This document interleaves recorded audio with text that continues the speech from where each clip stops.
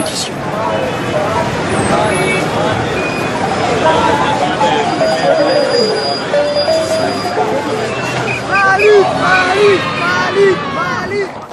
Déjà, les équipes sélectionnées se préparent.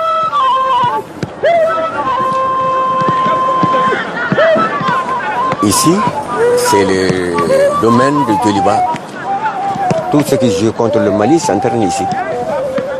Il y a le Libéria, l'Algérie et le Nigeria.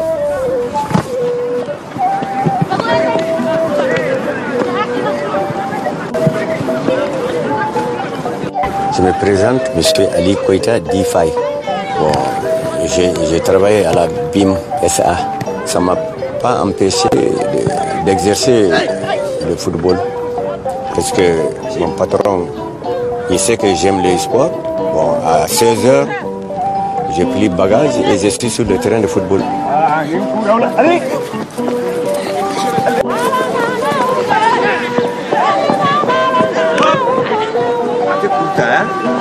Tout droit. Oui. Maintenant, je suis à la retraite. Mais j'ai débuté depuis 1954 jusqu'à nos jours aujourd'hui à la formation des jeunes. Parce qu'avant, j'ai joué, mais depuis que j'ai eu la fracture, moi, j'ai cessé de jouer. Je me suis rabattu sur la formation des jeunes et qui vraiment qui ont progressé, qui ont fait la gloire de mon équipe. Parce qu'avant, le Djoliba, mon vieux, c'était une très très bonne équipe, connue même mondialement, disons. Le Djoliba est connu partout. C'est un grand club. Au niveau de la sélection des cadets qui sont partis à la Coupe du Monde, la majeure partie, ce sont nos jeunes. À peu près, on avait 7 éléments sur les 18.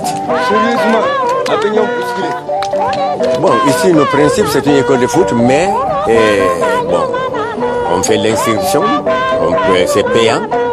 Pour le moment, c'est payant. Chaque mois, on perçoit 1000 francs par joueur. Et puis en plus de cela, nous avons la majeure partie de notre ressource vient des joueurs qu'on envoie à l'extérieur. Parce que c'est le seul club presque, disons, qui a la totalité des expatriés. Bon, il y a de bons joueurs qui ont passé. Pour moi, jusqu'à preuve contraire, Alfousseni Karambe, ça c'est le fruit du Djoliba. Il y a Sekou Berté, qui est le fruit du Djoliba. Sekou Berté qui joue à 3 et Adama Koulibaly qui joue à Lens. Mais on est obligé de les laisser partir parce que si vous ne pouvez pas les satisfaire au niveau des clubs, vous êtes obligé, surtout actuellement, les parents maintenant, si tu t'opposes à leur départ, au départ de leur fils, hein, c'est tout un problème. Hein. Là aussi, on est obligé d'entretenir les terrains. Si vous voulez maintenir correctement votre gazon, les terrains, il faut qu'ils soient arrosés, surtout pendant la saison sèche. Il fait très chaud au Mali ici. Pour le moment, jusqu'à présent, il y a une petite fraîcheur sur le gazon. Ça peut résister. Mais on a une machine qui tire l'eau du fleuve. Parce qu'avec l'énergie, là, ça ne va pas. Vous prenez l'énergie, un mois, vous avez 1 million et quelques à payer. On vit de notre propre moyen. On n'est pas du tout aidé. Il faut avoir un bon comportement à la maison, à l'école, ensuite dans la rue, au terrain, avec les personnes qui sont plus âgées que vous. Ça, c'est normal. Il faut faire ça, c'est l'éducation de l'enfant. Hein? Vous êtes encore des enfants. Hein? Hein? C'est compris, les gars? Hein? Et ici, j'ai dit, ici, vous êtes à l'école de football, c'est la même famille. Hein? Vous êtes sous la même bannière, la bannière Djoliba AC. Djoliba Athletic Club de Bamako.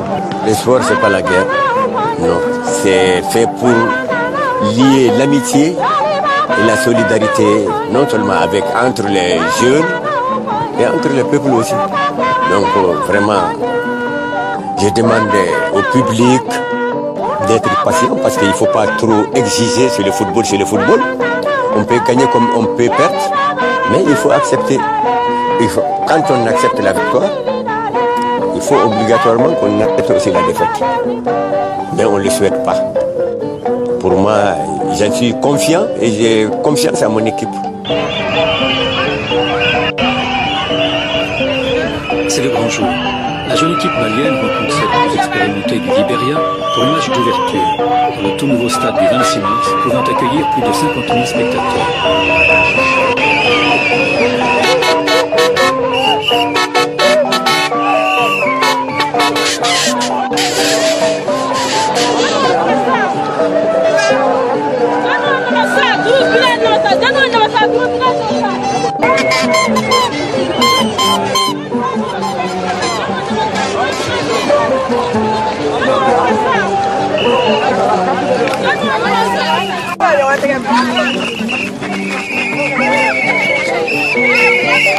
Thank you.